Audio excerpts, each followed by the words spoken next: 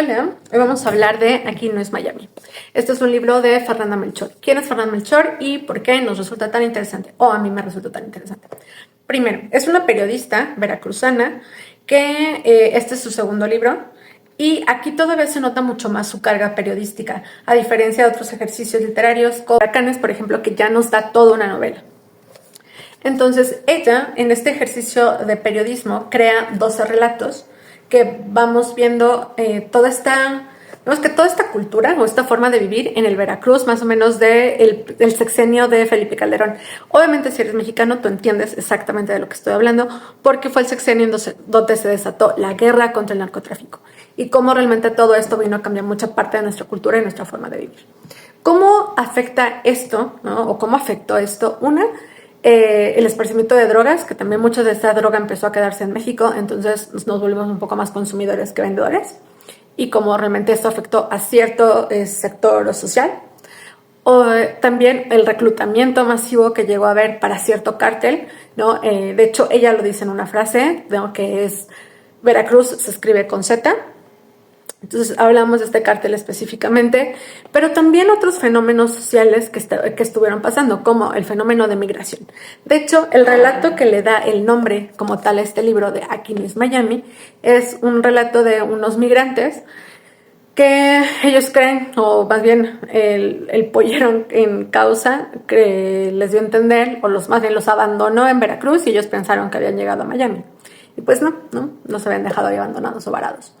Entonces es como toda esta guerra contra el narcotráfico cambia la forma de vivir de un lugar, pero no me habla todos los relatos sobre narcohistorias, por decirlo así, sino me va hablando de una reina de belleza, por ejemplo, que termina siendo un fantasma de plaza pública por las drogas, porque en un pase medio extraño terminó matando a sus hijos, y como también hubo una violación sistemática de sus derechos para volverla más bien un espectáculo de plaza pública.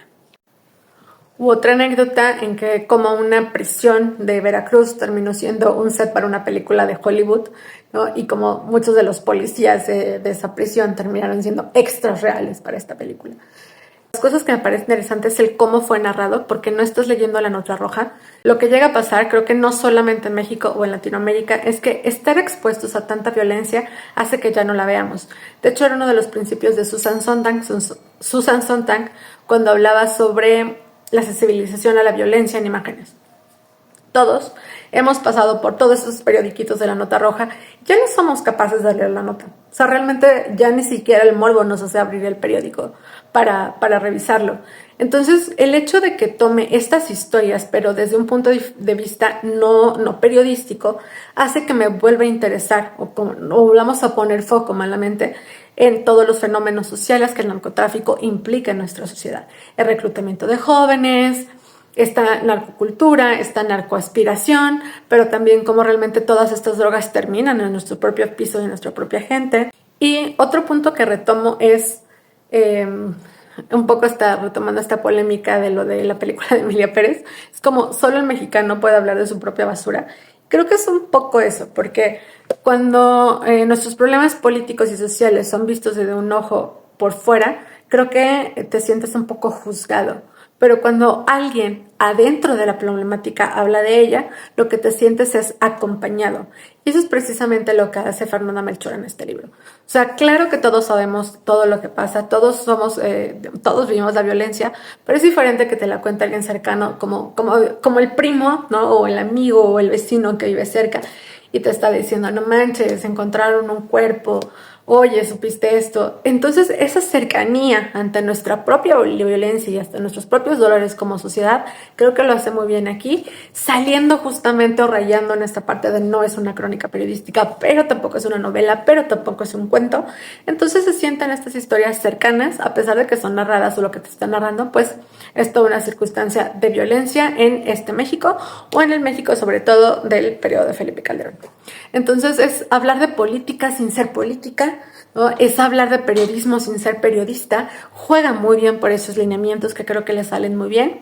Y fueron, creo que, los primeros baby steps, por decirlo de una manera, antes de entregarnos Temporada de Huracanes, por ejemplo, que fue brutal y que sigue hablando de una forma ruda, muy ruda, sobre la violencia en México.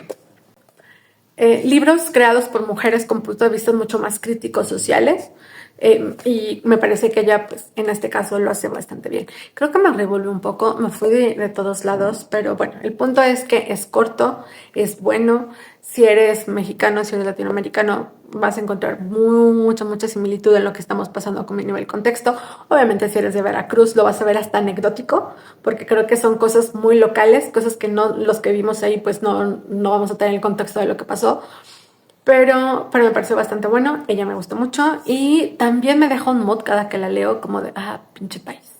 Pero, pero pues en realidad, pinche país. Te amo mucho México, pero es raro. Entonces, recomendado.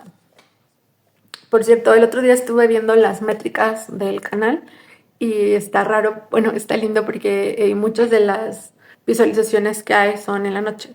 Entonces, si tu persona no puedes dormir y llegaste por algo a este video, espero que te ayude a dormir. Ojalá, mira, si te aburro y te da sueño, lo logramos. Y si no, pues al menos te acompaño unos minutitos en todo tu insomnio.